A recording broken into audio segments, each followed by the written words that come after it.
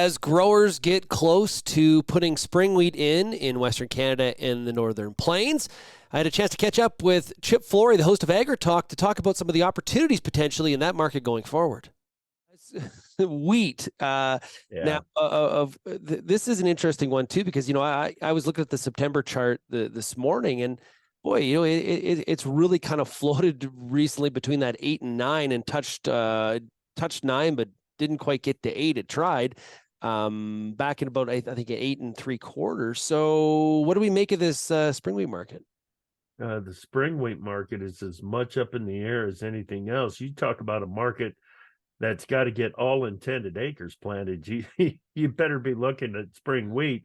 The reason that I say that is because of the terrible condition of the HRW crop. Good grief.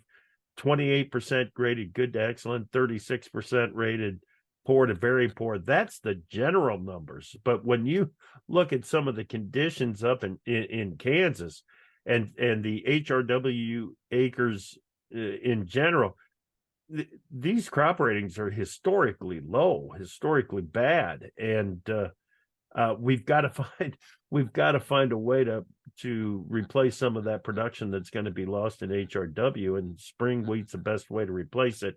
We need to get all 10.5 million acres planted, so that spring market's got to be engaged, and all the markets really have to be engaged in providing incentive to produce and get all intended acres planted. I just don't think there's any question about it. And wheat, if we had any kind of demand to go along with it in the export market, I think the market would just be on fire. You'd see that spring market in that 930, 940 range, trying to give incentive to get the crop in.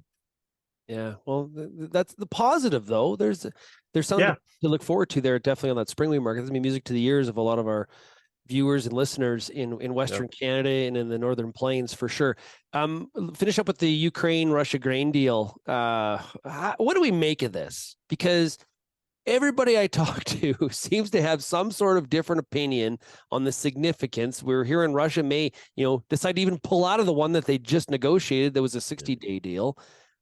Is this the end, Chip, of these grain deals, or is this just Russia talking a bunch of smack and just trying to get what they want, get these sanctions removed? Yeah. My gut tells me that we're not going to see Russia participate in another grain deal. It's what my gut tells me, but we don't know.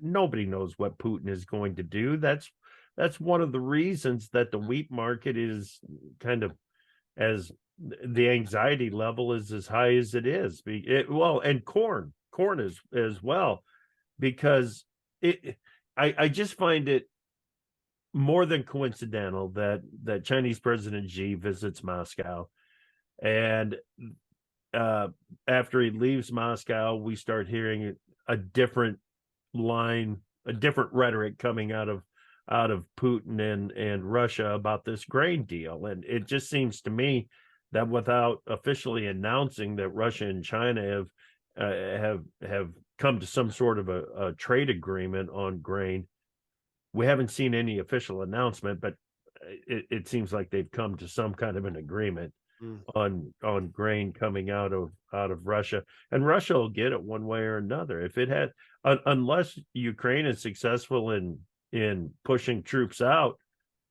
Russia will get the grain that it needs to ship to China one way or another. They'll either grow it or they'll take it.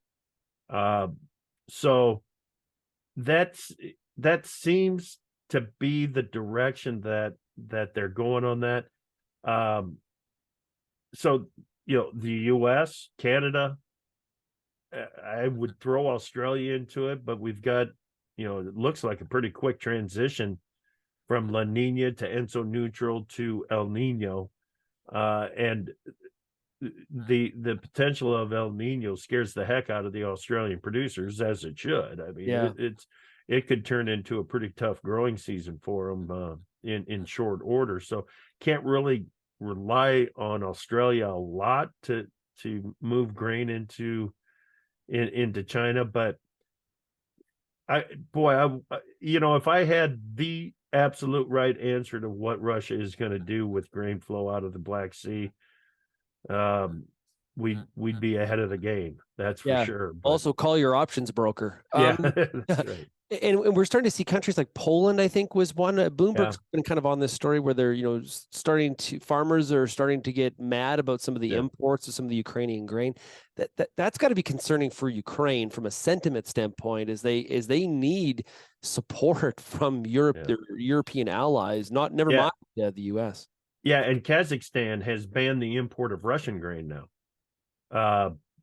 That was done because they don't want to be the middleman of Russian grain sales. So because there was a lot of grain that was flowing from Russia into Kazakhstan, and then Kazakhstan into the rest of the world, and then the money back into the Russian war machine. So they've banned the import of. Yeah, I keep going back to a panel that I moderated at Top Producer Summit. Steve Freed was on it, Matt Roberts was on it, and Ambassador Kip Tom was on it. And we were just talking about global grain flows and how things would be changing in the year ahead. Those are three of the smartest guys that I know when it comes to talking about what the grain trade flows will look like in 2024, 2025. They didn't have an idea. They had an idea, but they weren't committed to their idea on it. So I think it's just kind of a go with the punches attitude on grain trade right now for wheat in particular, but corn you got to include in that as well.